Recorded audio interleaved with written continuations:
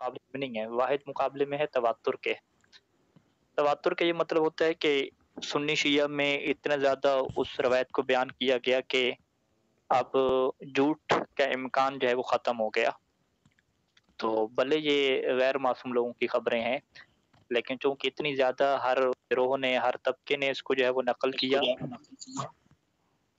कि अब जो है वो झूठ के इस पर जो इम्कान है वो ख़त्म हो गया। जैसे हम मिसाल इसकी लेते हैं तवातुर की, कि हमें इस बात का यकीन है कि अमेरिका जो है वो मौजूद है, चाइना की जो ज़मीन है वो मौजूद है। हालाँकि हमने मासूम की ज़बान से नहीं सुना कि अमेरिका क्या मौजूद है, हम सारे गैर मासूम लोगों से सुन रहे हैं।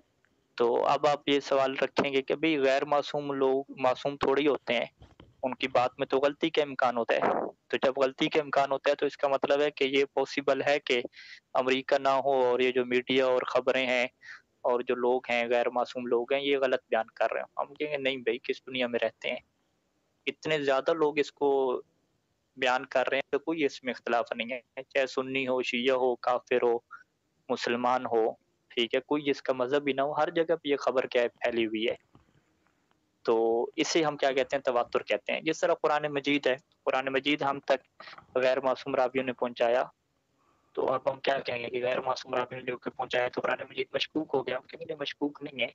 गैर मासूम चाहे आप सुन्नी के अंदर चले जाएँ, शिया के अंदर चले जाएँ, शिया सुन्नी हद तक के जो काफ़िर हज़रात हैं, वो भी कहते हैं कि हाँ, ये उस दौर में किताब थी और वहाँ से आई है। हाँ, कुछ काफ़िर कहते हैं कि ये अल्लाह के रसूल ने अपनी तरफ से बना के लिखी और कुछ कहते हैं कि ये वही थी, ये बहस अलग है। लेकिन ये बात तय है कि ये किताब जो है वो उसी ज़माने की थी और वहाँ से क्या हम तक पहुँची है। तो ये क्या होता है, तवातुर होता है। इसी तरीके से तवातुर में आपको कुछ हदीसें जो मोटी-मोटी हैं, उनकी मिसालें मिल जाएँगी। जैसे मन कुन्तु मौलहू फ़हाज़ा अलियुन मौला की हदीस है। इसकी जो है वो आपको मिसाल मिल जाती है कि ये तवातुर है, शिया सुन्नी के यहाँ क्या मौजूद है। ये जो मोटी-मोटी हदीसें हैं उनकी। इसके अलावा जितने भी अखबार हैं, अखबार यानी रवायात हैं, वो सारी की सारी आहाद हैं। आहाद यानी वाहिद की जमा आहाद। वो सारी की सारी मुतवातिर नहीं है, खबर वाहिद हैं। जब खबर वाहिद नहीं है तो फिर खबर वाहिद हुज्जत नहीं होती, मगर कब हुज्जत होती है कि जब ये साबित हो जाए कि इस खबर को बयान करने वाला काबिल एतमाद बंदा है, या अगर काबिल एतमाद बंदा नहीं है तो आपको दीगर क़राइन और शवाहिद और दीगर चीज़ों को साथ जोड़ के आप इस बात के ऊपर इत्मीनान हासिल कर लेते हैं कि हाँ, इसने जो बात कही है वो मासूम ने क्या इरशाद फरमाई होगी। तो इस तरीके से हम हर किस्म की खबर वाहिद के ऊपर हम एतमाद नहीं करते, बल्कि उस रवायत को हम लेते हैं कि जिसके ऊपर हमें इत्मीनान हासिल हो जाए कि हाँ, ये बात जो है वो मासूम से सादिर हुई होगी। लेकिन ये इत्मीनान फिर भी जो है वो 100% हम इसे नहीं कह सकते, क्योंकि वो तवातुर की तरह का नहीं होती ये चीज़। जब तवातुर की तरह की ये चीज़ नहीं होती तो इसमें गलती का इम्कान रहता है, और गलती का इम्कान इस वजह से रहता है कि चूँकि इसको बयान करने वाला गैर मासूम रावी होता है, और गैर मासूम रावी, गैर मासूम सहाबी, चाहे जितना बड़ा नेक इंसान हो, जितना बड़ा सच्चा इंसान हो, बिल-आखिर वो गैर मासूम है, वो भूल सकता है, उससे गलती हो सकती है, निसियान और हाफ़्ज़ा उसका उसको इश्तिबाह कर सकता है, चीज़ों को मिक्स अप कर सकता है, तो इस तरह गलती का इम्कान रहता है। यानी आप कहेंगे कि चलें, एक इंसान नेक है, मुत्तकी परहेज़गार है, जानबूझ के तो वो झूठ नहीं बोलेगा, लेकिन बिल-आखिर वो इंसान है और गैर मासूम है, वो भूल सकता है। जब वो भूल सकता है तो उसकी बात में गलती का इम्कान रहता है। तो खुलासा कलाम क्या हुआ कि कुरान मजीद को छोड़ के और मुतवातिर रवायात जो मोटी-मोटी हैं उनको छोड़ के जितने भी फ़िक़ही अहकाम हैं, सारी की सारी अख़बार अहाद हैं, और चाहे ये नेक और आदिल लोगों की खबर क्यों ना हो, इसमें गलती का इम्कान रहता है, क्योंकि इसको बयान करने वाले गैर मासूम होते हैं। गैर मासूम जितने भी अच्छे हों, जितने भी नेक हों, बिल-आखिर वो गलती कर सकते हैं। जब वो गलती कर सकते हैं, तो हम कहेंगे कि सारी जगह पे जो है वो गलती का इम्कान रहता है। ये गलती का इम्कान कब ख़त्म होता है कि जब आप खुद अपने कानों से डायरेक्ट जो है वो मासूम से सुनते हैं।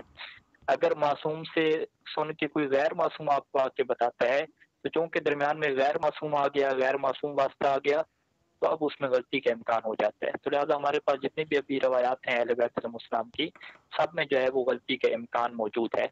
लेकिन ये गलती का इम्कान ऐसा है कि ये माफ़ होता है, और गलती के इम्कान के बावजूद भी जो आदिल की खबर है और सच्ची की खबर है वो हमारे ऊपर हुज्जत होती है। जिस तरीके से अहले बैत अलैहिमुस्सलाम फरमाया करते थे कि अगर कोई सिक़ा और काबिल एतमाद बंदा हमारी बात को तुम तक पहुँचाए, तो तुम उसको ले लेना, उसमें फिर तुम शक ना करना। یا اسی طریقے سے فرماتے تھے اپنے راویوں کے متعلق، یہ جو ہمارے راوی ہیں ہر قسم کے راوی نہیں کہ آپ کہیں کہ وہ اصحاب والا نظریہ ہو گیا کہ کسی بھی صحابی کی بات کو لے لو، نہیں، وہ راوی جو نیک اور عادل ہوتے تھے، ظاہری بات ہے دیگر روایات کو ساتھ رکھیں گے تو پوری بات سمجھ آئے گی۔ یہ جو ہمارے راوی ہیں اگر یہ تم تک بات پہنچائیں گے تو تم ان کی بات کو مان لینا، اور اگر تم ان کی بات کو رد کرو گے تو تم گویا ہماری بات کو رد کر لو گے، اور یہ تمہارے اوپر کیا حجت ہیں۔ تو یہاں سے یہ بات پیدا ہوتی ہے، یہ یعنی نظریہ سامنے آتا ہے کہ یہ راوی اگرچہ غیر معصوم ہیں لیکن پھر بھی کیا حجت ہیں۔ تو حجت ہونا اور معصوم ہونا اس میں ڈفرینٹ ہے۔ حجت ہونے کا یہ مطلب ہے کہ اگر ہم ان کی بات کو نہیں مانیں گے تو کل جو ہے وہ ہمیں عذاب ہو سکتا ہے، ہوگا بھی آپ نے کیوں ان کی بات کو نہیں مانا تھا۔ آپ کہیں گے وہ جی غیر معصوم تھے تو غیر معصوم تھے، تو غیر معصوم تو غلطی کر سکتا ہے، غلطی کا امکان تو رہتے ہی ہے۔ تو آگے سے سوال ہوگا کہ ٹھیک ہے وہ غلطی کر سکتا ہے لیکن وہ تو سچا انسان تھا، قابل اعتماد بندہ تھا۔ قابل اعتماد اور سچے بندوں کی باتوں کو تو مانا جاتا ہے، بھروسہ کیا جاتا ہے۔ آپ کو سچا بندہ قابل اعتماد کہے کہ بھی دوپہر کو دکان کھلتی ہے تو آپ چلے جاتے ہیں سودا لینے کے لیے، ادھر تو آپ اعتماد کرتے ہیں۔ دنیا میں سارا کام یہی چل رہا ہے، اس سے تو دین اور اسلام نے نہیں روکا بلکہ اس کا حکم دیا ہے۔ جیسے قرآن مجید کی آیت ہے کہ اگر فاسق تم تک کوئی خبر لے کر آتے ہیں تو پھر تم تحقیق کر لیا کرو۔ اس کا واضح مطلب کیا ہے کہ اگر فاسق انسان نہیں ہے، نیک انسان تمہیں آ کے خبر دیتا ہے، کوئی گواہی دیتا ہے، تو پھر تمہاری ذمہ داری ہے اس کے اوپر عمل کرنا، باوجود اس کے کہ تم اسے معصوم نہیں مانو گے، یہ بھی کہو گے کہ ہو سکتا ہے غلطی کر لے۔ اور اگر فرض کریں وہ بات اس نے غلط بیان کی، غلطی کی، تو پھر اللہ تعالیٰ وہ معاف کر دیتا ہے، کیونکہ اللہ تعالیٰ کی ذات عادل ہے، وہ انسان کو خام کا الٹا نہیں لٹکاتی کہ تم نے یہ کام کیوں غلط کیا۔ اور اس کی بڑی واضح ہمارے ساتھ مثالیں ہیں کہ آپ نے کسی قصاب سے گوشت خریدا اور آپ نے کہا کہ ٹھیک ہے یہ حلال ہوگا کیونکہ مسلمانوں کا بازار ہے، آپ کو شریعت کا حکم ہے کہ آپ اعتماد کرو، بھروسہ کرو، تحقیق نہ کرو۔ اگر بعد میں ثابت ہو گیا کہ یہ تو گوشت جو ہے وہ حرام تھا، یہ تو فرض کریں کتے کا گوشت تھا، تو پھر آپ کو الٹا نہیں لٹکایا جائے گا کہ آپ نے یہ کیوں ایسا کیا۔ آپ نے کہا میں تو اسی قانون کے مطابق چل رہا ہوں کہ مسلمانوں کے بازار سے خریدا تو میں نے بھروسہ کر لیا۔ اسی طریقے سے روایات اہل بیت علیہ السلام میں بھی ایسے ہے کہ اگر غلطی ہو جاتی ہے تو آپ کہیں گے میں تو اسی قانون کے مطابق چلا، یہ نیک لوگ تھے، قابل اعتماد لوگ تھے، اور مجھے ان کی بات کے اوپر بھروسہ تھا، میں نے بات مان لی۔ لہٰذا جب غلطی ہوگی تو اللہ خام کا جو ہے وہ انسان کو الٹا نہیں لٹکائے گا۔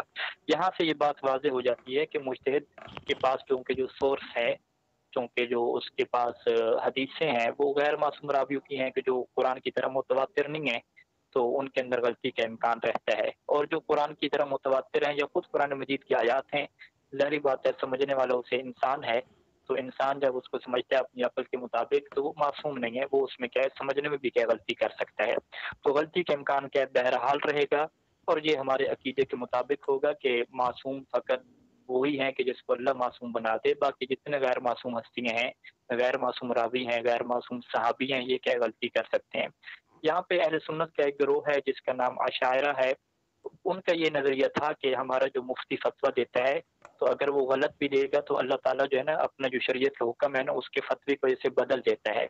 تو لہٰذا لوح محفوظ پہ ٹھیک ہے اللہ کے احکام لکھے ہوئے ہیں، لیکن جیسے مفتی اس کے خلاف فتویٰ دیتا ہے، اس نے چونکہ روایت سے خلاف سمجھا ہے، تو اللہ جو ہے وہ اپنے حکم کو کیا چینج کر دیتا ہے۔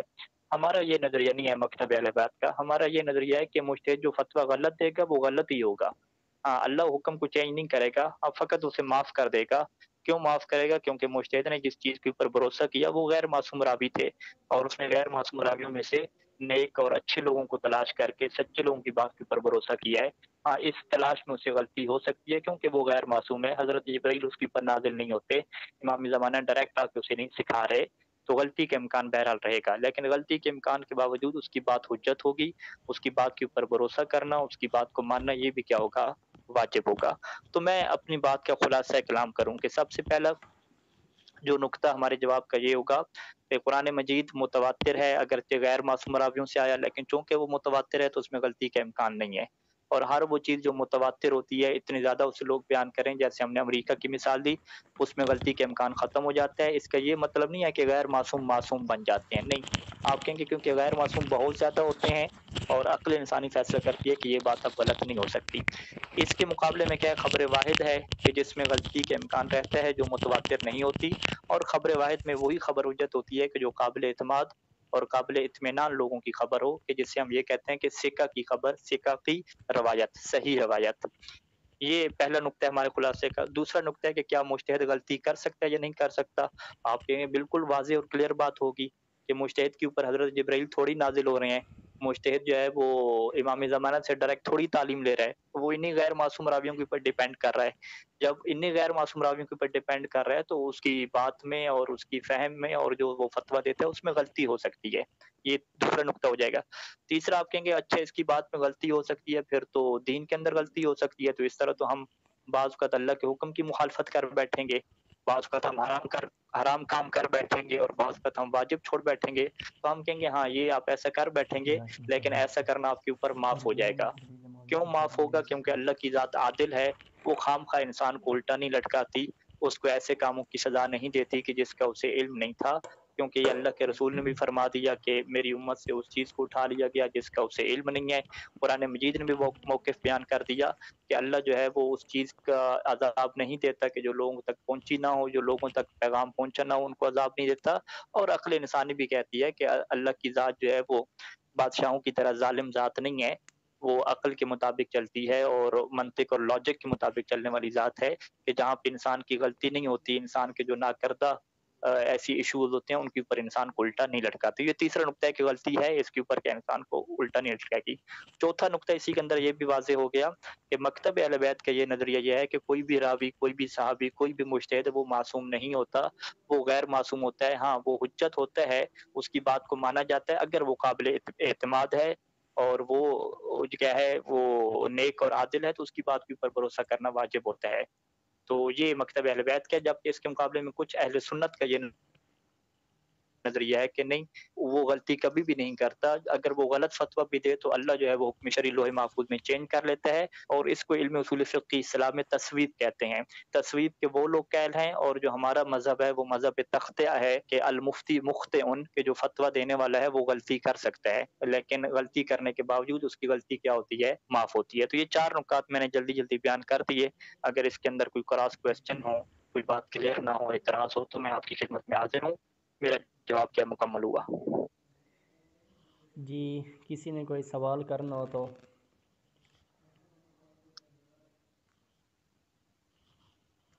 جی قبلہ جی، یہ ایک مثلاً ہر طبقے میں 7 سکہ راوی ہیں، 7 سکہ راوی ہیں اور سارے ہی یعنی قابل اعتماد ہیں، آیا وہ مسائل کو الگ الگ بیان کر سکتے ہیں؟ کیا ان کے مسائل چینج ہو سکتے ہیں؟ ان کا جو حدیث کا بیان ہے وہ چینج ہو سکتا ہے؟ حالانکہ ہیں سارے سکہ راوی ہیں، 7 کے 7 سکہ راوی ہیں اور ایک ہی دور میں ہیں، کوئی الگ مسئلہ پیش کر رہا ہے، کوئی الگ پیش کر رہا ہے، کیا ایسا ہو سکتا ہے؟ اگر ایسا ہو سکتا ہے تو معصومین علیہ السلام نے کن راویوں سے احادیث لینے کا حکم دیا، یعنی جب یہ کنڈیشن ہو جائے؟ جی بالکل ایسا ہو سکتا ہے، اور اس کی بہت زیادہ ہمیں مثالیں ملتی ہیں۔ امیر المومنین اسلام نے جو نہج البلاغہ میں اس حدیث کو درج کیا سید شریف رضی نے، کہ جو راویوں کی کیٹیگری بیان کی تھی کہ 4 قسم کے راوی ہوتے ہیں، اس میں پہلی کیٹیگری تو یہ تھی کہ جو جھوٹے ہوتے ہیں، جن کا کام ہی جھوٹ بولنا ہے۔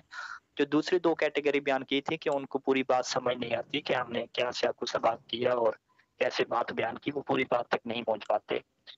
اور چوتھی جو کیٹیگری بیان کی تھی وہ کہا تھا کہ ہاں یہ پرفیکٹ ہوتے ہیں، ساری بات تک پہنچ جاتے ہیں اور کوئی بھولتے وغیرہ نہیں ہے۔ تو یہ جو 3 کیٹیگری تھیں کہ جو جھوٹے لوگ نہیں ہوتے، اس میں سے پہلی کیٹیگری کے جو چیزوں کو بھول جاتی ہے، دوسری جو پوری بات کو نہیں سمجھ پاتی، اور تیسری جو کیٹیگری ہے جو مکمل سمجھ پاتی ہے۔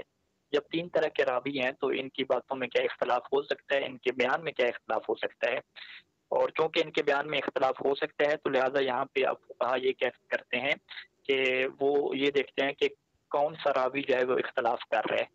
اگر وہ راوی ایسا ہو کہ جو فقیہ ہے، زرارہ جیسا راوی ہو، تو وہ اس کی بات کو کیا لے لیتے ہیں، دوسری کے راوی کی بات کو چھوڑ دیتے ہیں۔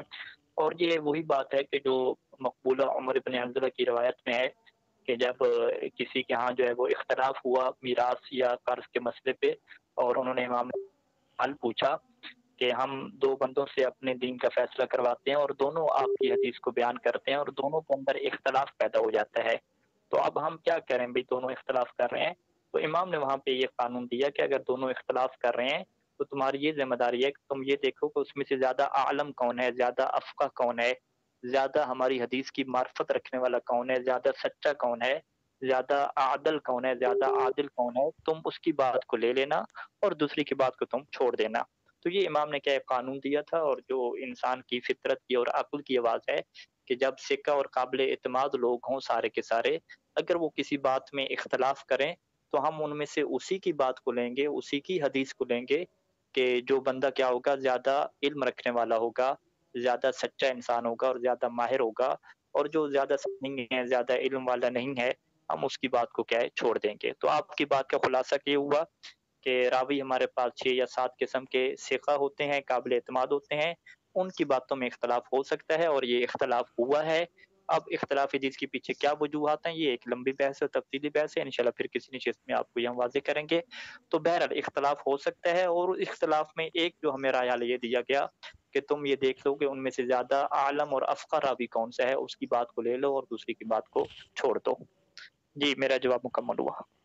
جی قبلہ جی، تقریر کے موضوع پہ واپس جاتے ہیں کہ اس وقت قبلہ جی کافی متحد ہیں، مثلا جو سمجھیں جھوٹے متحد ہیں اور عوامی پسند فتویٰ دیتے ہیں، جیسا کہ کہا جاتا ہے، ہم نے سنا ہے، ویسے تحقیق نہیں کی، جیسے کہ نجات آئی صاحب ہیں، تو ان کے بارے میں مراجع کی طرف سے کوئی ری ایکشن وغیرہ آیا یا نہیں آیا؟ جی بالکل، یہ ہر دور میں ایسا رہے گا کہ جو فقہا ہیں، علماء ہیں، یہ ہر کیٹیگری کے کیا موجود رہیں گے۔ خود روایات کے اندر اہل بیت علیہ السلام نے، بلکہ جو مجھے یاد پڑتا ہے اللہ کے رسول نے بھی جو ہے وہ یہ کیٹیگری بیان کی ہے، علماء سو، علماء حق کی، اور لوگوں کو اس بات کا حکم دیا ہے کہ تم کیا تحقیق کیا کرو اور اس کے مطابق کیا چلا کرو۔ اب یہ بات آتی ہے کہ جو لوگ جھوٹے ہوتے ہیں اور کرپٹ ہوتے ہیں، ان کے خلاف جو ہے وہ فتویٰ آتا ہے یا فتویٰ نہیں آتا، تو اس کے جو ہے وہ بہت زیادہ مسائل ہوتے ہیں، اور جس نقطے کی طرف ہم نے پہلی نشست میں بھی اشارہ کیا کہ ایک نقطہ کیا ہے، فساد کا ہے، کہ جب فساد کا ایشو پیدا ہو جائے تو پھر بہت سارے جو فقہا ہیں وہ فتویٰ نہیں دیتے، کیونکہ اس فتویٰ کی صورت میں پھر اس کا فائدہ کم ہوتا ہے اور اس کا فساد کیا ہوتا ہے، زیادہ ہوتا ہے۔ اور ہم نے کہا کہ یہ قانون جو ہے وہ اہل بیت علیہ السلام نے ہمیں دیا ہے کہ وہ اپنے زمانے میں بھی جب دین کو اور اسلام کو بچاتے تھے تو ممبر کے اوپر بیٹھنے والے خلیفہ اول اور خلیفہ ثانی جیسے لوگ بھی اگر ہوتے تھے تو وہ چپ کر کے اپنے گھر میں بیٹھ جاتے تھے، وہ واضح طور پہ ان کے خلاف موقع پر فتویٰ نہیں دیا کرتے تھے، کیونکہ اس وجہ سے جو ہے وہ فساد پھیل سکتا ہے اور لڑائی ہو سکتی ہے، اور نقصان جو اس کا ہوگا کہ اسلام جو ہے وہ صحیح طریقے سے اگلی نسلوں تک جو ہے وہ نہیں پہنچے گا۔ تو یہ اہل بیت السلام کی زندگی میں پورا ہمیں دور نظر آتا ہے، اور یہ معاشرے کی ستم ظریفی ہے کہ اس معاشرے کے لیے اللہ نے جو ہے وہ تقیہ جیسا حکم دیا کہ جس میں پھر انسان کو بہت ساری حق باتوں کو جو ہے وہ اپنے دل کے اندر رکھنا ہوتا ہے اور ان کو ظاہر نہیں کرنا ہوتا، اور روایات میں یہ چیز واضح موجود ہے کہ ہر کلمہ حق کو کہا نہیں جاتا، بعض اوقات جو ہے وہ کلمہ حق کہا جاتا ہے اور بعض اوقات نہیں کہا جاتا، اس میں حالات کو دیکھا جاتا ہے کہ میرے کلمہ حق کہنے سے کیا اس کا فائدہ زیادہ ہوگا یا اس کا نقصان زیادہ ہوگا۔ تو آپ کی بات کے آخری نتیجے کی طرف ہیں کہ ایسے جتنے بھی فقہا اور علماء ہوتے ہیں کہ جو کذب اور جھوٹ کا سہارا لیتے ہیں اور اس طرح کے بیان کرتے ہیں، اگر سید سیستانی جیسے لوگ یا رہبر معظم جیسے لوگ ان کا نام لے کر واضح طور پہ امت کو آگاہ کریں تو ایک بہت بڑا تفرقہ بازی جو ہے وہ شیعہ میں قائم ہو جائے گی، کیونکہ ان کے چاہنے والے لوگ بھی ہیں، بہت سارے لوگ ہیں، ہر کوئی نہیں مانتے، ایک تفرقہ بازی لڑائی کی بات شروع ہو جائے گی اور شیعہ قوم کیا ٹوٹنے لگ جائے گی کہ جس کا جو نقصان ہے پھر وہ شیعہ قوم کو ہوگا، مذہب کو ہوگا، اور اس کا جو فائدہ وہ اٹھائیں گے وہ دشمن اٹھائیں گے، اور دشمن کی تو ہر دور میں یہ سازش رہی ہے کہ یہ فقہا اور مولوی آپس میں لڑیں، ایک دوسرے کے خلاف فتوے دیں اور ہم عوام کو ایک دوسرے کے خلاف اٹھائیں، تو یہ ہر دور کی کیا کوشش رہی ہے۔ یعنی یہ تو فقط ہم بات کر رہے ہیں کہ علماء اور فقہا کی جو ہے وہ اس طریقے سے ہمیں سیرت نظر آتی ہے کہ پھر وہ خاموش ہو جاتے ہیں، کسی کا نام لے کر جو ہے وہ بیان نہیں کرتے، حتیٰ کہ سید سیستانی دامت ظل العالی نے اپنی ویب سائٹ کے اوپر بھی اس بات کو لکھا ہوا ہے کہ اگر آپ ہم سے سوال پوچھتے ہیں اور ہمیں سوال میں ایسا لگتا ہے کہ یہ آپ کا کوئی خاندانی ایشو چل رہا ہے، آپ کے محلے کے ایشو چل رہا ہے اور اس میں لڑائی جھگڑے کے آپ کو فیصلے کی بات ہم سے کر رہے ہیں، تو ہم اس سوال کا جواب نہیں دیں گے، کیونکہ ممکن ہے کہ ہم کوئی بھی جواب دیں تو اس کی وجہ سے آپ کے یہاں لڑائی ہو جائے، آپ کے یہاں فساد پھیلے اور انسان کی جان اور مال کے خطرے میں آ جائے۔ انسانی جان کی بہت بڑی اہمیت ہے، انسانی جان کی جو عظمت ہے وہ کعبے سے بھی بڑھ کر ہے، حرمت المومن اعظم من الکعبہ، کعبے سے جو ہے وہ بڑھ کے ہے انسان کی جان کی قیمت ہے۔ تو یہ بہت ساری چیزیں ایسی ہوتی ہیں کہ جس میں پھر فقیہ کیا خاموش ہو جاتا ہے، خود معصوم کی ذات کیا خاموش ہو جاتی ہے، اور لوگوں کو ایک کلی باتیں اور اصول دے دیے جاتے ہیں، پھر جس کی عقل جو ہے وہ جس کی بصیرت جیسا فیصلہ کرتی ہے وہی اس کے اوپر کیا حجت ہوتا ہے، وہ اسی کا کیا ہوتا ہے، مکلف ہوتا ہے۔ آپ کی بات کا بالکل آخری خلاصہ کہ ہاں ایسے علماء موجود ہوتے ہیں جو علماء سو ہوتے ہیں، ان کے خلاف مجتہدین کا اور فقہائے اعظام کا نام لے کر موقف آنا یہ انتہائی خطرناک ہو سکتا ہے۔ اور اس کی واضح مثال آپ ہماری لے لیں کہ ہم ایک چھوٹے سے طالب علم ہیں، اگر ہم بھی کسی ایسے فقیہ کے بارے میں بات کرتے ہیں، خصوصاً نجاح طئی کے متعلق، اس کی کذب بیانی کے متعلق، جب تیجانی سماوی سے ڈاکٹر سے نجف میں میری ملاقات ہوئی اور اس نے اس کے جھوٹوں کا ایک بہت بڑا پلندہ جو ہے وہ بیان فرمایا، کچھ میں نے ریکارڈ کر کے نشر بھی کیا، اس کے بعد جو ہے وہ یہاں پہ جو حالات پیش ہے اور جو مشکل حالات بنے تو وہ اگر میں بیان کروں تو آپ کے لیے چیز بڑی واضح ہو جائے گی کہ جب ایک طالب علم کے ساتھ اس طرح کے حالات پیش آتے ہیں تو اگر ایک فقیہ اس طرح کی بات کرے گا کس طرح سے گروپ بازی اور کیٹیگری کیا شروع ہو جائیں گی۔ اس کی ابھی تازہ مثال شیخ فاضل الصفار کی ہے کہ جس کا کلپ مشہور ہو رہا ہے کہ جو کربلا میں درس خارج دیتے ہیں، ان کے بارے میں فقط یہ کہا کہ بھی یہ عراق کے مجتہد کے طور پہ مشہور نہیں ہے، حوزہ علمیہ نجف اشرف میں ان کو کوئی نہیں جانتا مجتہد کے طور پہ اور مرجع کے طور پہ نہیں جانتا، پاکستانی قوم اسے مجتہد اور مرجع بنا رہی ہے کیونکہ ان کا فتویٰ شہادت ثالثہ در تشہد میں ان کو سپورٹ کر رہا ہے، تو تبھی وہ مجتہد اس کو لقب دے رہی ہے، مجتہد عراق مرجع کا لقب دے رہی ہے۔ اب یہ بات تھی تو بہت سارے جو عراقی دوست ہیں انہوں نے اس کا ترجمہ کروایا عربی میں، اور وہاں پہ پوری کیا ہے جو صادق شاہی صاحب کے گروپ کے لوگ ہیں انہوں نے یہ کام شروع کر دیا کہ پاکستانی لوگ یہاں پہ بیٹھ کے ہمارے علماء کے خلاف باتیں کرتے ہیں، اور یوں کر کے ایک سسٹم کیا بن گیا، اور مجھے بھی کالے آئیں کہ آپ جو ہے وہ گھر سے باہر نہ نکلیں، اس طرح کی لڑائی ہو سکتی ہے۔ یعنی خود ہمیں بھی اس چیز کا تجربہ ہو رہا ہے کہ کسی بندے کے متعلق فقط یہ کہنا کہ علمیہ نجف اشرف میں ان کی علمیت کو اور ان کی فقاہت کو اور ان کے مجتہد ہونے کو کوئی نہیں جانتا، تو کتنا بڑا کیا نقصان ہو سکتا ہے۔ آپ خود سوچ سکتے ہیں کہ اگر جو ہے وہ مجتہد اور فقیہ جو ہے وہ یہاں پہ جو عرب کنٹری میں خصوصاً بیٹھے ہوئے ہیں، یہ جب اس طرح کی بات کریں گے، کسی کا نام لے کر بیان دیں گے، تو عرب لوگ کس طریقے سے آپس میں لڑیں گے اور کس طرح سے فساد بپا ہوگا، آپ خود کیا اس چیز کو بہتر کیا سمجھتے ہیں۔ لہذا علماء سو اور فقہا اور جھوٹے فقہا ہر دور میں رہیں گے، لیکن ان کے خلاف موقف اپنانا اور واضح طور پہ فتویٰ دینا یہ فقہا کی طرف سے کبھی بھی صادر نہیں ہوگا، کیونکہ اس سے کیا بہت بڑا فساد پھیلتا ہے اور مذہب کو کیا نقصان پہنچتا ہے۔ ہاں وہ اگرچہ ان کے جھوٹ کی وجہ سے بھی نقصان پہنچتا ہے، تھوڑا نقصان ہے، ان کے خلاف موقف واضح طور پہ دے دینا وہ کیا بڑا نقصان ہے۔ تو انشاءاللہ میری بات کیا واضح ہوگی میرا جو آپ کے سوال کے جواب ہے وہ مکمل ہوا یہاں تک۔ جی سوال تو ہمارے بھی مکمل ہو گئے ہیں، یہ سب طویل بات ہوگی ماشاءاللہ سے بہترین۔ اور جو نئے لوگ آئے ہیں، کاشف بھائی کا کوئی سوال تھا پوچھنا چاہتے تھے، اور جس بھائی نے پوچھنا ہے، جبران بھائی ہیں، رمضان مہدی صاحب ہیں اور مامو جان بھی ہیں، جس نے پوچھنا ہے پوچھ سکتے ہیں، کیونکہ پہلے تقلید کے بارے میں کافی گفتگو رہی ہے، تو چاہے آپ پوچھنا ہے تو پوچھ سکتے ہیں، کوئی اہم سوال ہے اگر آپ میں سے کسی کا تو۔ جی کاشف بھائی۔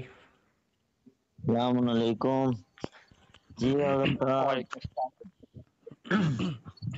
میرا ایک چھوٹا سا سوال یہ ہے کہ جب معصومین کا دور تھا، نماز جمعہ پڑھنے لوگ ایک ہی جگہ جمع ہوتے تھے یا مختلف جگہ پہ؟ اب جیسے 5 کلو میٹر کے آس پاس جمع ہو جاتے ہیں، لیکن اس وقت تو اتنی تیز سواریاں بھی نہیں تھی، جو دوسرے علاقے یا شہروں اور ملکوں والے لوگ تھے وہ کس کے پیچھے جمع پڑتے تھے؟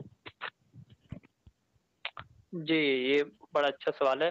بہت ساری روایات اہل بیت السلام ہیں کہ جس میں امام یہ فرماتے تھے کہ اگر تم 5 بندے اکٹھے ہو جاؤ کسی جگہ پہ، تم کیا جمعہ پڑھ لیا کرو، اور وہ روایات بھی موجود ہیں کہ جس میں جو فاصلے کی شرط تھی، مسافت کی جو شرط تھی، وہ بھی کیا امام نے بیان فرمائی۔ تو اس طریقے سے جو 5 6 لوگوں کے جمعے کیا ہے کہیں پہ ہوا کرتے تھے، اور اس کی مثالیں ہمیں بہت کم کیا نظر آتی ہیں۔ اس کی وجہ یہ ہے کہ جو جمعے کا اہتمام ہے وہ حکومتیں کیا کرتی تھیں، حکومت کے جو بندے ہوتے تھے، کیونکہ خلافت وہ اپنی حکومت کو خلافت کہا کرتے تھے، خلیفہ کہا کرتے تھے، تو ان کے جو نائب ہوتے تھے، لوگ ہوتے تھے، وہ مختلف جگہوں پہ کیا جمعہ پڑھاتے تھے، اور اس طرح سے اہل بیت علیہ السلام کو جمعہ پڑھانے کا کیا موقع نہیں دیا جاتا تھا، اور مکمل طور پہ پابندی ہوتی تھی کہ اہل بیت علیہ السلام اپنی جو دین کی تبلیغ ہے، روایات کی تبلیغ ہے، اس حوالے سے بھی کیا ان کو آزادی نہیں ہوتی تھی۔ تو یہ دین کیا ہے بڑی مشکل سے پہنچا ہے، اور اس طریقے سے بڑے بڑے اجتماع کرنا جمعہ کے اور عید کے اجتماع، یہ اہل بیت علیہ السلام کے دور میں خود انہوں نے اس چیز کا انعقاد نہیں کروایا۔ ہاں، امیر المومنین اسلام کے زمانے میں آپ کو یہ چیز بڑی واضح طور پہ ملے گی کہ انہوں نے جو ہے وہ خطبہ جمعہ بھی دیے، عید کی نمازیں بھی پڑھائیں، عید کے خطبے بھی دیے، اور ان کے خطبے اور جمعے کے خطبے وہ آج بھی ہمارے پاس موجود ہیں اور ہم پڑھتے ہیں اور مومن کیا وہاں سے بیان کرتے ہیں۔ تو خلاصہ کلام آپ کے سوال کا یہ ہوا کہ اہل بیت علیہ السلام کے زمانے میں اہل بیت یہ بیان کر دیا کرتے تھے کہ تم اگر 5-6 بندے کسی جگہ پہ اکٹھے ہو جاؤ تو نماز جمعہ کیا ہے پڑھا لیا کرو اور انعقاد کر لیا کرو، اور فاصلے کی شرط بھی بیان کر دیا کرتے تھے۔ لیکن پریکٹیکل طور پہ ایسا ہمیں نظر نہیں آتا، کیونکہ اس دور میں جو جمعے کا انعقاد ہے وہ حکومتیں کیا کرتی تھیں، ان کے جو خلیفے ہوتے تھے وہ کیا کرتے تھے، اور اس میں مومنین کو نمائندگی نہیں دی جاتی تھی، اہل بیت کو نمائندگی نہیں دی جاتی تھی۔ جی، آپ کے سوال کا جواب ختم ہوا۔ جی رمضان بھائی کلیئر ہوا؟ جی جی ہاں، بہت شکریہ۔ جی کاشف بھائی آپ کا سوال تھا کوئی؟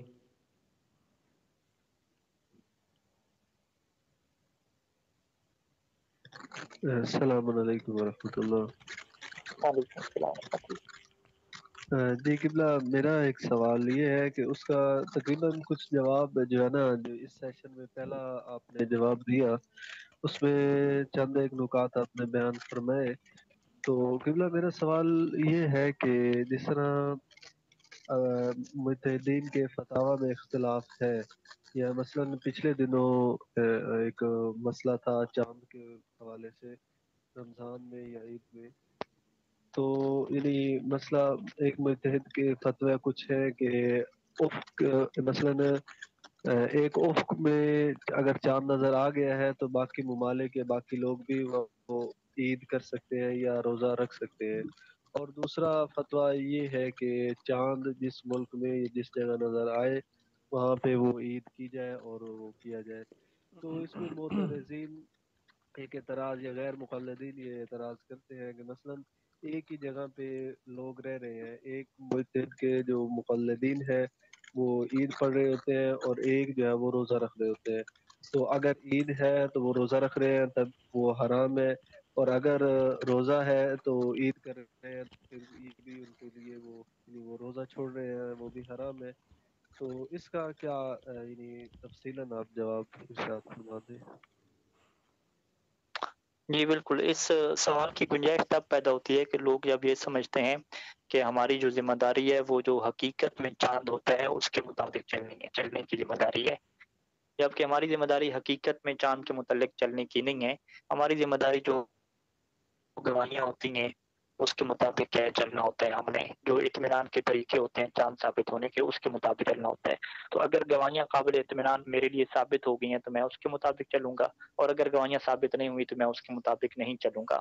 اور یہ چیزیں روایات اہل بیت علیہ السلام میں ملتی ہیں، جیسا کہ ایک روایت اس دفعہ میں نے پروگرام میں بھی سنائی تھی کہ جب راوی نے پوچھا امام علیہ السلام سے کہ جو شب قدر ہے وہ کب ہم نے کرنی ہے، اور امام نے بتایا کہ تم 21 یا 23 کو کر لو، اور اس نے جب یہ سوال کیا کہ دوسرے علاقے کے لوگ آئے ہیں اور وہ کہہ رہے ہیں کہ جی ہمیں تو چاند جو ہے وہ نظر نہیں آیا جبکہ ہم نے چاند دیکھا ہے، تو پھر کیا کریں؟ تو پھر امام نے یہ نہیں کہا کہ تم ان کی بات کو لے لو یا نہ لے لو، امام نے کہا کہ تم 4 راتیں کر لو، ٹھیک ہے، یعنی ڈبل راتیں کر لو، جو ان کے مطابق ہیں وہ بھی ساتھ کر لو اعمال اور باقی چیزیں بھی کر لو۔ اور پھر امام نے ایک قانون بھی دیا کہ دیکھو شب قدر میں جب تمہارے پورے سال کا جو ہے وہ رزق لکھا جا رہا ہے اور عمر تمہاری طے ہو رہی ہے، سارے کام طے ہو رہے ہیں، تو 4 راتوں کی جو عبادت ہے یہ تو چھوٹی سی عبادت ہے، تم اتنے کر لو گے، پورا سال تمہارا اس کے اوپر کھڑا ہوا ہے، تو یہ بہت چھوٹی سی بات ہے، لہذا 4 راتوں کی عبادت بھی کیا کر لیا کرو۔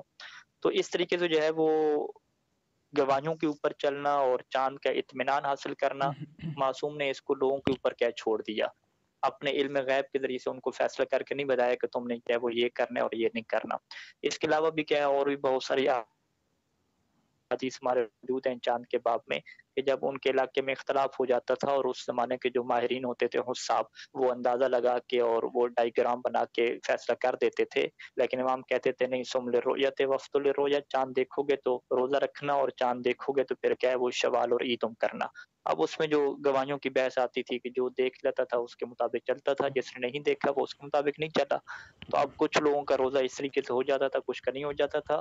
तो वो यौम शक का भी रोज़ा उसमें है, यानी बाकायदा यौम शक का आपको रोज़ा मिलता है। यौम शक का रोज़ा रखा जाता है या नहीं रखा जाता, यौम शक अगर आखिर पे है फिर आप रखेंगे या नहीं रखेंगे, इसके बाकायदा अहकाम मौजूद हैं। तो इसका मतलब क्या है कि बहुत सारे मोमिन ऐसे दिनों में भी रोज़ा रख लेते होंगे कि जिसमें रोज़ा नहीं होता था। बहुत सारे मोमिन जो है वो ऐसे दिनों में रोज़ा नहीं रखेंगे कि जिसमें रोज़ा होता था हकीकत के एतबार से, लेकिन वो हकीकत के मुकल्लफ नहीं है। वो मुकल्लफ किस चीज़ के हैं, शरई तौर पे उनकी ज़िम्मेदारी क्या है कि वो गवाहियों के मुताबिक चलेंगे। हाँ, वो हकीकत गलत होती रहे, उसकी उनकी ज़िम्मेदारी नहीं है। अब अल्लाह ताला जो है वो यहाँ पे उनको उल्टा लटका दे कि भई तुम्हारे गवाहों ने तुम्हें आके गलत बयान किया था, हालाँकि चाँद तो साबित हो चुका था, तुमने ऐसा क्यों किया है? लिहाज़ा जो है तुम्हें अज़ाब मिलेगा कि तुम उस दिन रोज़ा रख रहे थे जब क्या ईद का चाँद नज़र आ चुका था। वो कहेगा भी मैं गवाहियों के मुताबिक चल रहा हूँ, मुझे तो गवाहियों ने कहा कि भी चाँद नज़र नहीं आया, इस वजह से मैंने रोज़ा रखा। तो अल्लाह कहेगा नहीं, नहीं, नहीं, तुमने चूँकि गलत किया है ना, लिहाज़ा तुम्हें सज़ा मिलेगी। ये तो इंतहाई गैर अक़ली सी बात है जो अल्लाह की अदालत के क्या बरख़िलाफ़ है। इसी तरीके से ये मसला भी है जिसे हम उफ़ुक़ का मसला कहते हैं कि अगर 2 शहरों की रात एक मिलेगी तो फिर एक शहर में चाँद साबित होगा तो दूसरों के लिए वो साबित होगा, या रात एक ना भी मिले फिर भी साबित होगा।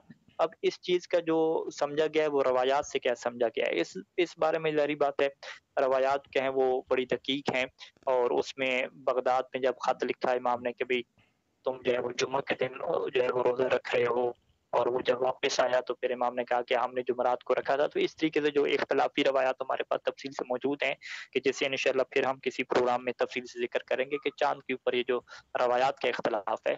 तो ज़ाहिर बात है इन रवायात के इख्तिलाफ़ में जब फ़ुक़हा तहक़ीक़ करते हैं, और तहक़ीक़ में हम बयान कर चुके हैं कि चूँकि अक़ल जो है वो अल्लाह ने अलग तरह की दी है, तो हर किसी की तहक़ीक़ इसमें डिफ़रेंट और अलग होगी।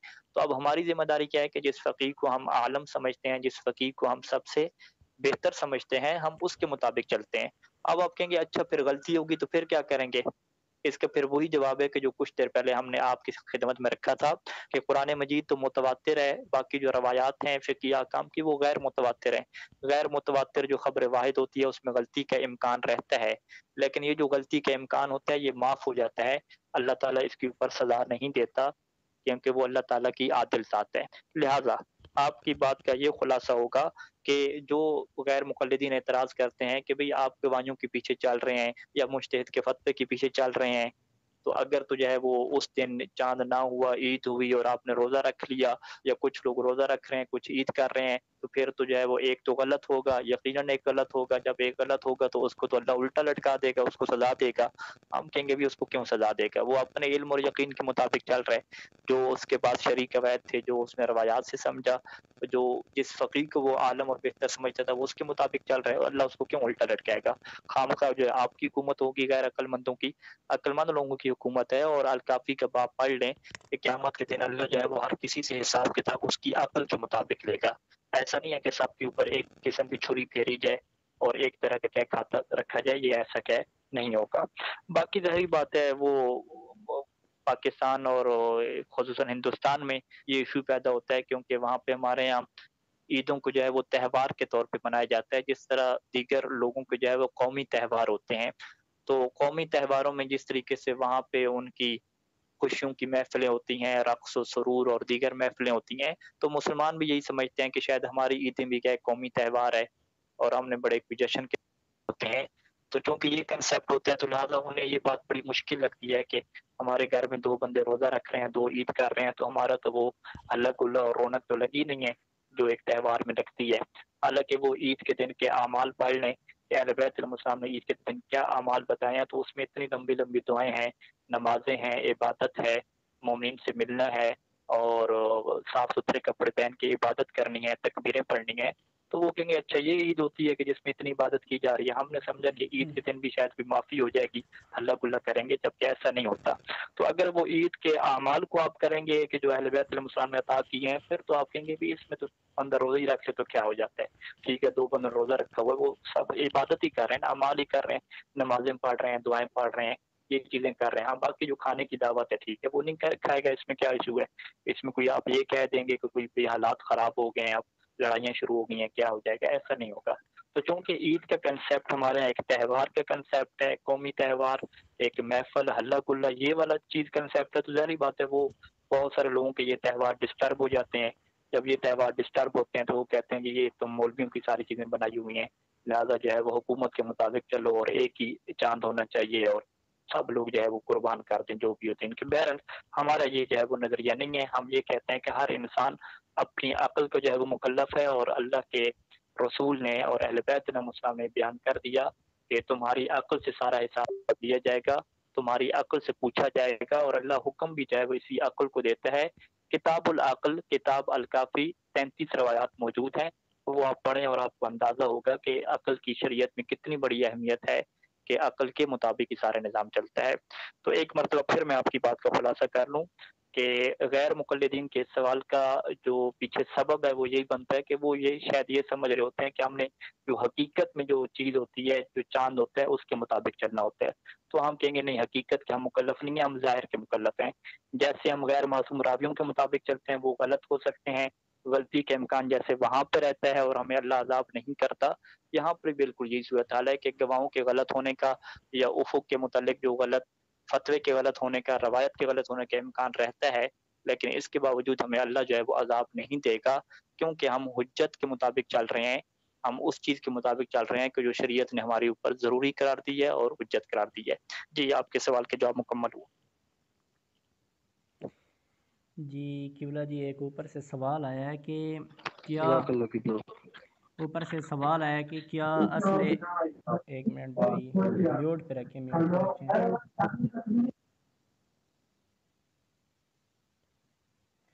جی قبلہ جی، سوال اوپر سے آیا ہے کہ کیا اصل جواز تقلید میں بھی تقلید کریں، اور نیچے لکھا ہے کہ کیا ہر رجوع جاہل الی الجاہل تقلید ہے یا خاص قسم ہے جس میں تقلید بات کو مانا جائے یا اطمینان ہونا چاہیے۔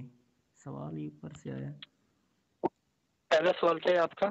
سوال یہ ہے کہ کیا اصل جواز میں بھی تقلید کریں، کیا ہر رجوع، جی جی بالکل۔ جی جی کیا، نہیں، پہلے سوال کے اوپر آ جاتے ہیں، ہمارے رجوع کی طرف آتے ہیں، پہلے سوال کے اوپر آ جاتے ہیں۔ جی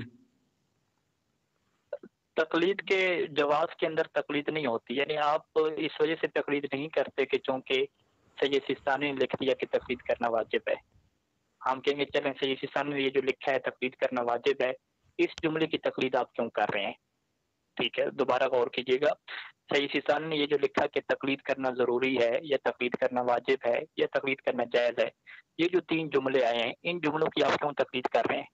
آپ کہیں گے کیونکہ جی دوسرا جملہ انہوں نے لکھا ہے، انہوں نے وہاں پہ لکھا ہے کہ تقلید کرنا ضروری ہے۔ ہم کہیں گے چلیں یہ جو دوسرا جملہ لکھا ہے تقلید کرنا ضروری ہے، اس جملے کی کیوں تقلید کر رہے ہیں؟ کہیں گے نہیں جی وہ تیسرا جملہ بھی ایک ہے، ہم کہیں گے تیسرے کی کیوں تقلید کر رہے ہیں؟ اس طرح ایک چین چلے گی جسے ہم تسلسل کہتے ہیں، اور یہ غیر عقلی ہوتی ہے۔ تقلید میں تقلید نہیں ہوتی، تقلید ایک عقلی اور فطری مسئلہ ہے۔ آپ کو عقل سے جو ہے وہ فیصلہ کرنا ہوتا ہے کہ ہاں مجھے معصوم کی اطاعت کرنی ہے۔ اب معصوم کے فرمان کو میں کیسے تلاش کروں گا؟ یا تو میں خود تحقیق کروں گا، اگر میں خود تحقیق نہیں کر رہا تو جن لوگوں نے تحقیق کی ہوئی ہے جو میرے لیے قابل بھروسہ ہیں، میں ان کے اوپر ڈیپینڈ کروں گا اور ان کی بات کے اوپر میں بھروسہ کروں گا۔ بالکل یہی بات ہم اللہ کی اطاعت میں بھی کہتے ہیں کہ اللہ کی اطاعت کرنا واجب ہے، لیکن یہ جو اللہ نے کہا کہ میری اطاعت کرو، اطیع اللہ، اس جملے کی ہم کیوں اطاعت کریں؟ آپ کہیں گے کیونکہ وہ جو دوسرا جملہ ہے اللہ کا، اس میں اللہ نے کہا ہوا ہے کہ جی میری اطاعت کرو۔ ہم کہیں گے اس دوسرے جملے میں جو اللہ نے کہا ہے کہ میری اطاعت کرو، اس کی ہم کیوں اطاعت کریں؟ آپ کہیں گے کہ وہ تیسرا جملہ ہے، ٹھیک ہے۔ تو اس طرح یہ سلسلہ نہیں رکے گا، آخر پہ آپ کو کہنا پڑے گا بھائی ہماری عقل یہ کہہ رہی ہے، ہماری عقل نے یہ فیصلہ کر دیا ہے کہ وہ ہمارا خالق ہے، اور جو بندہ ہوتا ہے وہ اپنے خالق کی اطاعت کرتے ہوئے ہے، بندہ کبھی اپنے خالق اور مالک کے مقابلے میں نہیں آتا، آئے گا تو اس کا نقصان ہوتا ہے۔ تو اب یہ فیصلہ کر دیتی ہے کہ خالق اور مالک کی اطاعت کی جاتی ہے، نہ کہ اس کے مقابلے میں کیا آیا جاتا ہے۔ تو لہٰذا جس طریقے سے اللہ کی اطاعت کا وجوب عقلی اور فطری ہے، عقل فیصلہ کر کے آپ کو دیتی ہے، اسی طریقے سے تقلید کا وجوب بھی کیا ہے، فطری ہے۔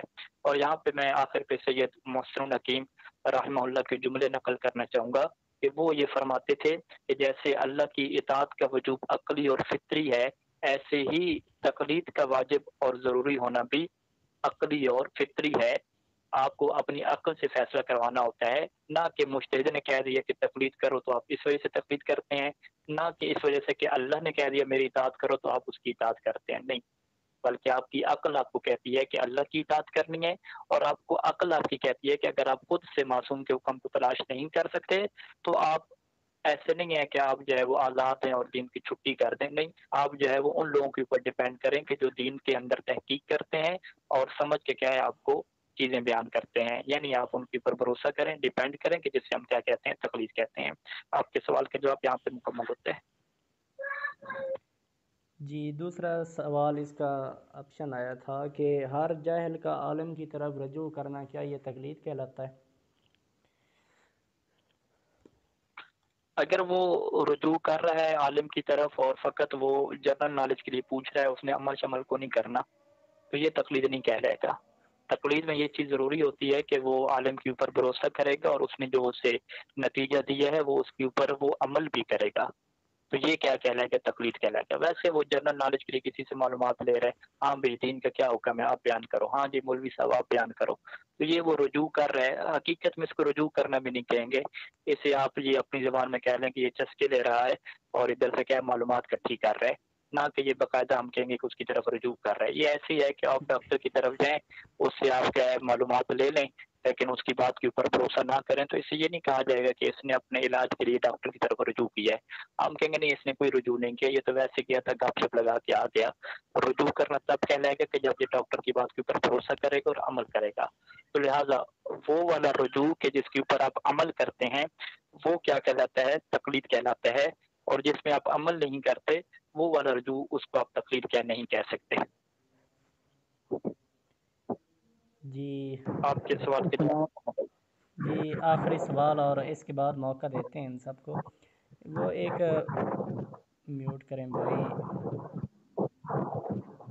سوال تھا میرا آج۔ جی جی بسم اللہ، بسم اللہ سوال کریں۔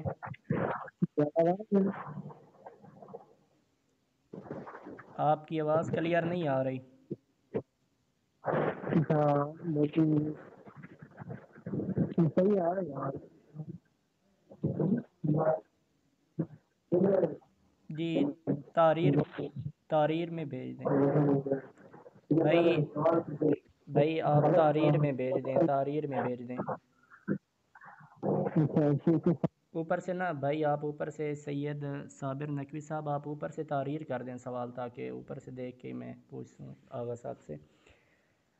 آغا صاحب ایک مسئلہ ہے کہ جیسا کہ آپ نے کہا تھا کہ تقلید ایک فطری چیز ہے، تو عقلی چیز ہے، تو اللہ یار کی عقل کہتی ہے کہ تقلید نہیں کرنی چاہیے، اور آپ سب کی عقل کہتی ہے کہ تقلید کرنا چاہیے، یہ آغا صاحب۔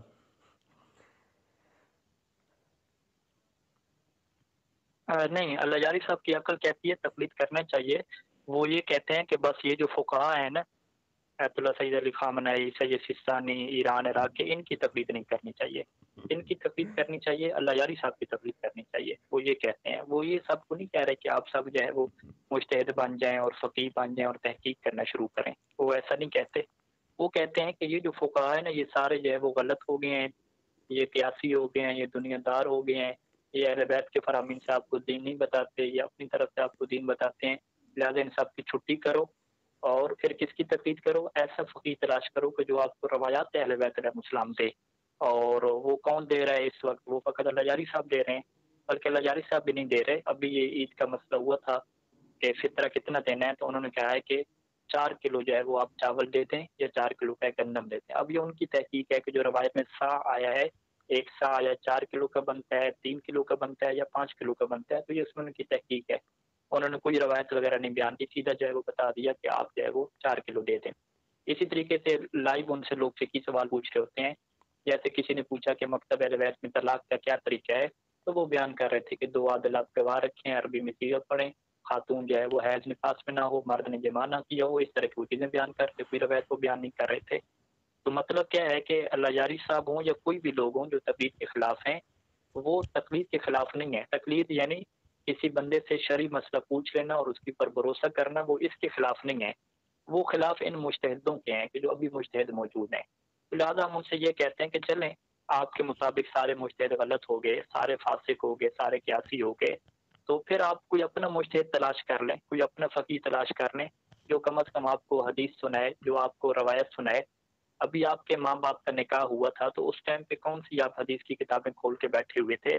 اپنے دادے کو آپ نے جب دفنایا، गुस्ल दिया, कफन पहनाया, हुनूत किया, नमाज जनाजा पढ़ा, तो कौन सी हदीस की किताबें आप खोल के बैठे हुए थे? आपका भी निकाह होना है या आपके बच्चों का निकाह होना है, तो कौन सी हदीस की किताबें आप खोल के बैठेंगे? तो अगर आप हदीस की किताबें खुद खोल के बैठ रहे हैं, तहकीक कर रहे हैं, तो फिर तो हम कह सकते हैं कि जी आप फकीह हैं। लेकिन अगर आप हदीस की किताबें अपने निकाह के टाइम पे खोल रहे हैं, तो फिर आपके निकाह बातिल होंगे, ये सारे बच्चे हराम के होंगे, क्योंकि आपने हदीस तो किसी से ली नहीं है, खुद तहकीक नहीं की। तो आप क्या जवाब देते हैं कि नहीं जी वो हमने पूछ लिया था मौलाना से, उसने कहा था कि जी ऐसे निकाह पढ़ना है तो ठीक है। तो हम कहते हैं यही तो तकलीद है भाई, और क्या है? तकलीद पे पीरी मुरीदी की तरह थोड़ी है कि सिलसिला नक्शबंदिया है और फलां सिलसिला है, आपने उस सिलसिले में जुड़ना है, नियत करनी है। तकलीद कोई पीरी मुरीदी नहीं है। तकलीद नाम है इस चीज़ का कि मासूम के हुक्म को फ़कीह के वसीले से तलाश करके मासूम के हुक्म की आप क्या करेंगे? इताअत करेंगे। अगर आप मासूम के हुक्म को खुद तलाश कर सकते हैं तो खुद तलाश करें, अल्लाह यारी साहब के जरिए से तलाश कर सकते हैं तो अल्लाह यारी से पूछ के कर लें, और अगर आप सैयद सिस्तानी से पूछ के करना चाहें तो सैयद सिस्तानी से पूछ के कर लें।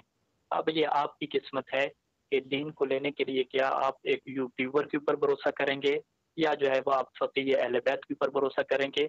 जैसे कि आप जब अपना इलाज कराते हैं और मेडिकल में आप जाते हैं और जिस्म के आपने खतरनाक बीमारी का शिकार होते हैं, तो वहाँ पे क्या आप यूट्यूबर हकीम के पास जाते हैं, यूट्यूबर डॉक्टर के पास जाते हैं या एक प्रोफेशनल के पास जाते हैं? तो ये आपकी मर्जी है, आप जिधर जाएं। तकलीद तो आप हर सूरत में करेंगे, तकलीद से आप बच नहीं सकते। तकलीद से आप तभी बचेंगे कि जब आप फकीह बनेंगे, जब आप मुज्तहिद बनेंगे। वगरना आपकी ये गलतफहमी होगी कि जी मैं तो हदीस ले लूँ, मैं तो रवायत ले रहा हूँ।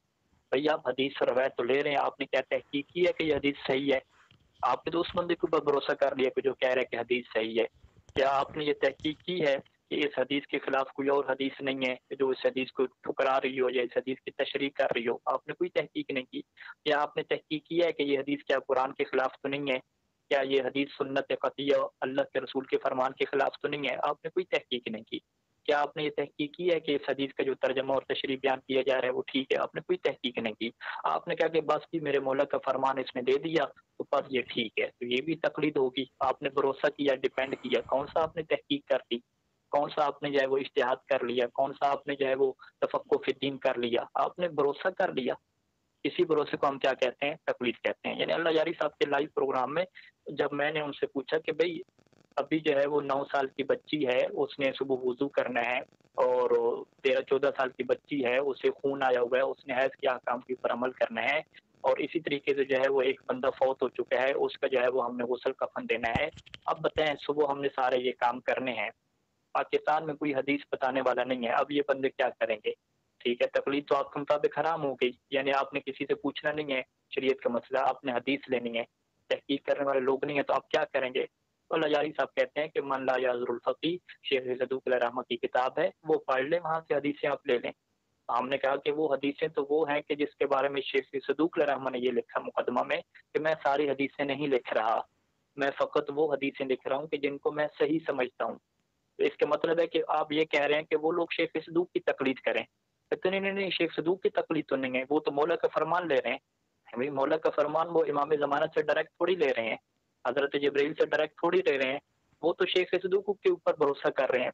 क्योंकि शेख सदूक रहमान ने लिख दिया कि ये फरमान सही है, मैंने तहकीक की है, वो उसके ऊपर भरोसा कर रहे हैं। हालांकि शेख सदूक रहमान की जो तहकीक है इसके खिलाफ शेख में बाकी मुद्दसिन से इख्तलाफ करते हैं। जैसे एक छोटी सी मिसाल,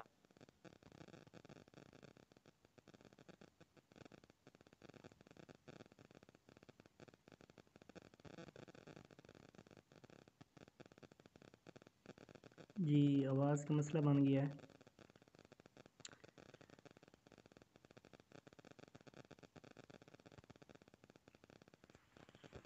शेख सदूक रहमान का क्या मौक़िफ़ है कि जो 2 दफ़ा धोने की हदीस है इनकी सनद ही जो है वो पूरी नहीं है, जबकि शेख सदूक रहमान जो है वो इन रवायात को ले रहे होते हैं। तो इसका मतलब क्या है कि अल्लाह यारी साहब जो हल दे रहे हैं कि आप जो है वो शेख सदूक रहमान की किताब को पढ़ लो और उसके मुताबिक चलने लगो, तो ये तकलीद है। इससे आप ये नहीं कह सकते कि अगला बंदा फ़कीह बन गया। हाँ, ये तकलीद है, हदीस लेने में से क्या कहते हैं? तकलीद कहते हैं कि आप हदीस लेने में तकलीद करेंगे। तो आपकी बात का खुलासा क्या हुआ कि तकलीद अगर अक़ली और फ़ितरी है तो अल्लाह यारी साहब तो इस तकलीद को नहीं मान रहे।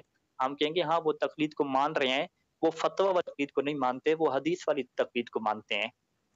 तकलीद तकलीद होती है, चाहे हदीस लेने में आप तकलीद करें یا فتویٰ لینے میں کیا تقلید کریں. اور پھر جو حدیث لینے میں وہ تقلید کرتے ہیں وہ انتہائی جو ہے وہ خطرناک، اور آپ یہ کہہ لیں کہ تقلید کی جو ہے نا گھٹیا ترین کیا صورتحال ہے کہ جو محدثین نے لیا بس ان کے اوپر کیا عمل کر لو. بس 4 کتابیں آپ کے پاس آ گئی، کتب اربع، کسی ایک سے جو ہے وہ آپ روایت لے لو. جیسا کہ ان کے اہل سنت کے 4 امام ہیں، وہ 4 اماموں کی کتابوں سے جو ہے وہ کوئی روایت لیتے ہیں، ان کے فتویٰ اٹھا لیتے ہیں.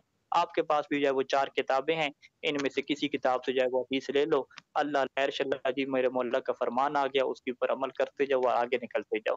یعنی بالکل اہل سنت والی صورتحال ہے کہ میرے جو صاحب ہیں ستاروں کی مانند ہیں، کسی کی تم پر کیا بھروسہ کر لو. اور یہاں پہ بھی یہی صورتحال ہے کہ میرے جو راوی ہیں وہ ستاروں کی مانند ہیں، بس کوئی روایت لے لو جی مولا کا فرمان تو ہے. پھر جب ہم ان سے پوچھتے ہیں کہ آپ جب مولا کے فرمان کو لے رہے ہیں تو پھر امام صادق ہم کے ان فرامین کو کیوں نہیں لیتے کہ کوے کا کھانا حلال ہے تو آپ کوا بریانی کیوں نہیں بناتے؟ پھر آپ مولا صادق کے اس فرمان کو کیوں نہیں لیتے کہ خرگوش کا کھانا حلال ہے فقط مکروہ ہے؟ پھر آپ خرگوش کے جو ہے وہ کیا نام ہے نہاری کیوں نہیں بناتے خرگوش کے گوشت کی؟ تو وہ اس کا مطلب کیا ہے کہ وہ اپنی مرضی کے مطابق چل رہے ہیں، کسی جگہ حدیث لے لی، کسی جگہ کی کیا چھوڑ دی. تو یہ تقلید کی بدترین کیا صورتحال ہے کہ جس میں آپ حدیث لے لیتے ہیں، یہ نہیں دیکھتے کہ حدیث کو بیان کرنے والا فاسق، حدیث کو بیان کرنے والا فاجر، حدیث کو بیان کرنے والا عادل، کچھ بھی آپ کو پتہ نہیں ہے. بس حدیث آ گئی تو لے لو چپ کر کے، ٹھیک ہے. اور اگر ہمارا فقیہ جو ہے وہ پوری زندگی تحقیق کر کے آپ کو حدیث کا جو خالص ہے وہ آپ جو ہے وہ پہنچائے تو دیر مسائل کی شکل میں لے کے آپ وہ ماننے کے لیے تیار نہیں ہے، تو یہ کہاں کی جو ہے وہ عقل مندی ہے.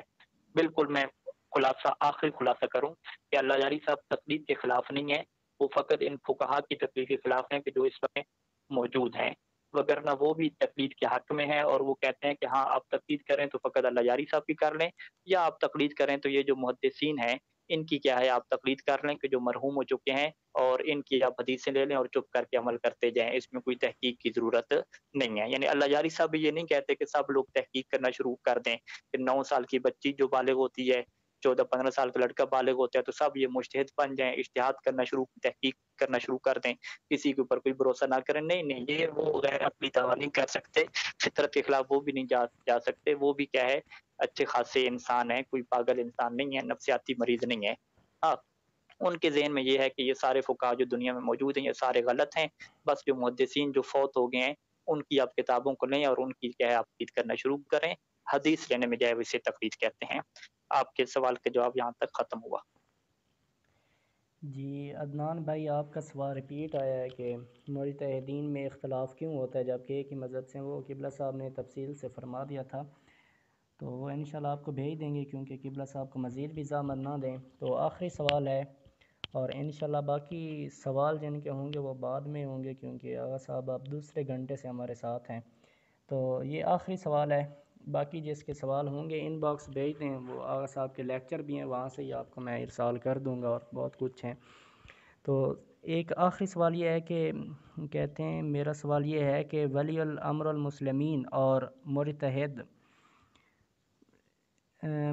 میں کیا فرق ہے؟ یعنی ولی الامر المسلمین اور مرتحد میں کیا فرق ہے؟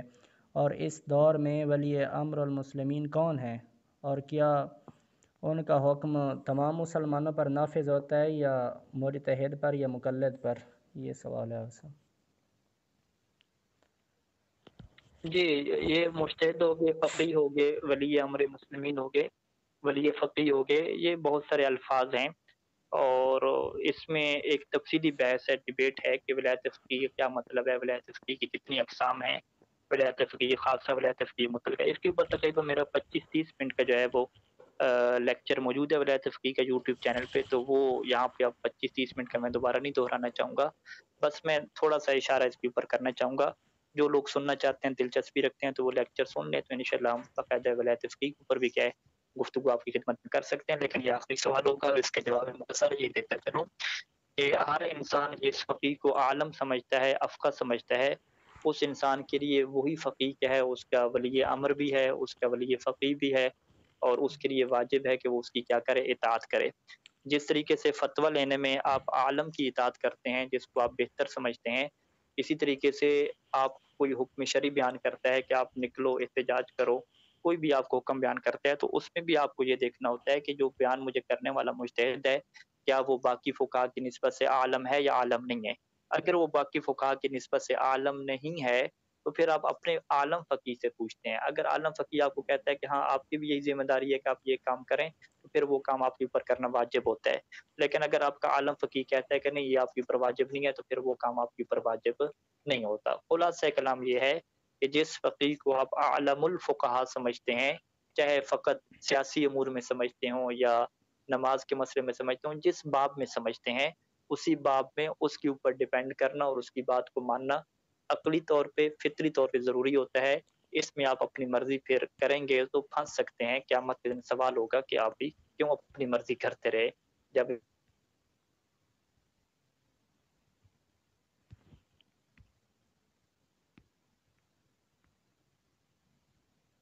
فرمان کے مطابق، تو آپ نے کیوں اس کی بات کے اوپر بھروسہ نہیں کیا، ڈیپینڈ کیوں نہیں کیا.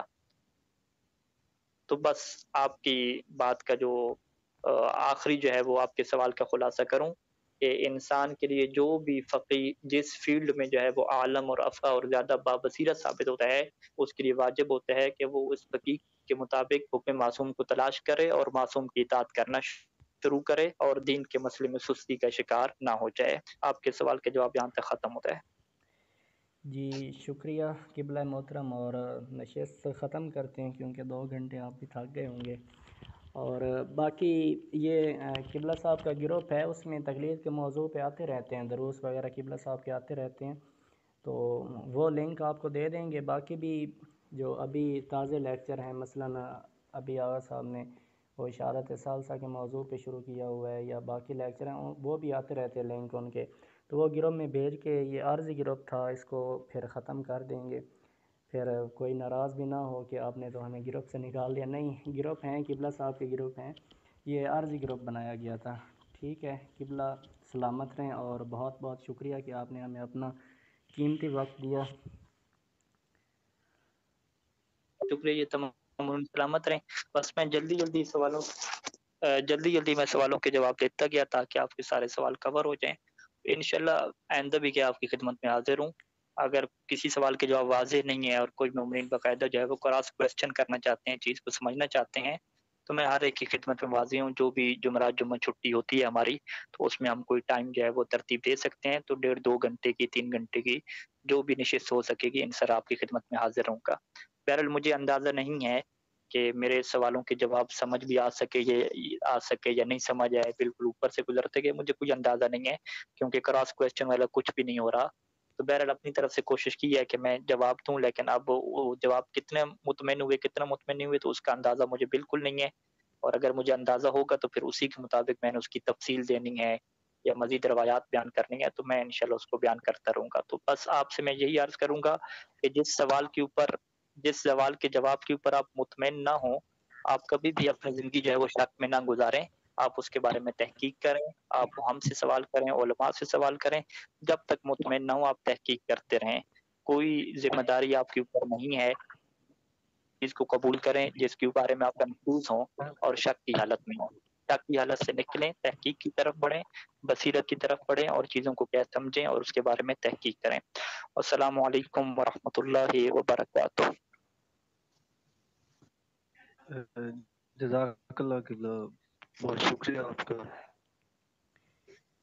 جی اجازت دیجیے اور خیمہ. میں اس میں ایک اگر جزاک اللہ قبلہ، جزاک اللہ. وہ چلے گئے ہیں، آغا صاحب چلے گئے ہیں. ٹھیک ہے بھائی، 11 ہونے والے ہیں اور یہ لیکچر بھی ریکارڈ کرنا ہے. ٹھیک ہے، بہت شکریہ، سلامت رہیں. وعلیکم السلام جی.